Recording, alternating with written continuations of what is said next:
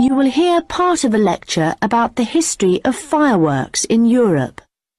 An interesting aspect of fireworks is that their history tells us a lot about the changing roles of scientists and technicians in Europe. Fireworks were introduced from China in the 13th century. Up to the 16th century, they were generally used for military purposes, with rockets and fire tubes being thrown at the enemy. But they were also sometimes a feature of plays and festivals, where their chief purpose was related to religion. By the 17th century, the rulers of Europe had started using fireworks as a way of marking royal occasions. Technicians were employed to stage spectacular shows which displayed aspects of nature, with representations of the sun, snow and rain. These shows were designed for the enjoyment of the nobility and to impress ordinary people. But fireworks also aroused the interest of scientists, who started to think of new uses for them.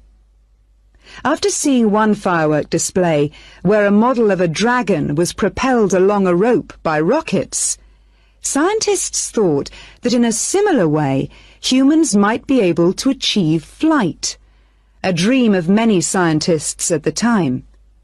Other scientists, such as the chemist Robert Boyle, noticed how in displays one firework might actually light another, and it occurred to him that fireworks might provide an effective way of demonstrating how stars were formed. Scientists at the time often depended on the royal courts for patronage. But there was considerable variation in the relationships between the courts and scientists in different countries. This was reflected in attitudes towards fireworks and the purposes for which they were used. In London, in the middle of the 17th century, there was general distrust of fireworks among scientists. However, later in the century, scientists and technicians started to look at the practical purposes for which fireworks might be employed, such as using rockets to help sailors establish their position at sea. It was a different story in Russia, where the St. Petersburg Academy of Science played a key role in creating fireworks displays for the court. Here, those in power regarded fireworks as being an important element in the education of the masses, and the displays often included a scientific message. Members of the Academy hoped that this might encourage the royal family to keep the Academy open at a time when many in the government were considering closing it. In Paris, the situation was different again. The Paris Academy of Sciences played no role in staging fireworks displays. Instead, the task fell to members of the Royal Academy of Painting and Sculpture. As in Russia, the work of the technicians who created the fireworks was given little attention. Instead, the fireworks and the spectacle they created were all designed to encourage the public to believe in the supreme authority of the king. However, science was also enormously popular among the French nobility, and fashionable society flocked to demonstrations such as Nicolas Lemery's display representing an erupting volcano.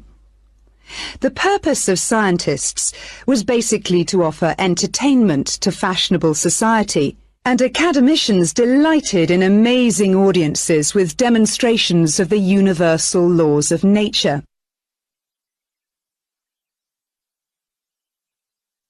In the course of the 18th century, the circulation of skills and technical exchange led to further developments. Fireworks specialists from Italy began to travel around Europe, staging displays for many of the European courts. The architect and stage designer Giovanni Servandoni composed grand displays in Paris, featuring colourfully painted temples and triumphal arches. A fireworks display staged by Servandoni would be structured in the same way as an opera, and was even divided into separate acts. Italian fireworks specialists were also invited to perform in London, St. Petersburg, and Moscow. As these specialists circulated around Europe, they sought to exploit the appeal of fireworks for a wider audience, including the growing middle classes. As in the previous century, fireworks provided resources for demonstrating scientific laws and theories, as well as new discoveries, and displays now showed a fascinated public the curious phenomenon of electricity. By the mid-18th century, fireworks were being sold for private consumption. So the history of fireworks shows us the diverse relationships which existed between scientists, technicians, and the rest of society.